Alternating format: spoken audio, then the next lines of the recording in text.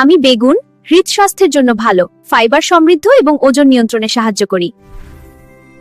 ভাজি বা ভর্তা করে খেতে পারেন। অতিরিক্ত তেল না ব্যবহার করাই ভালো।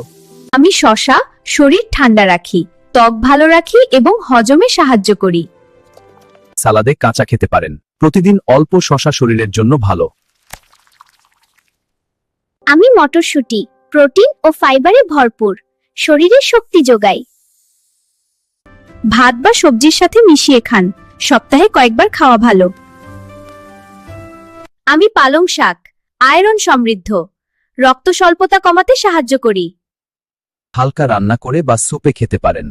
অতিরিক্ত সেদ্ধ করবেন না।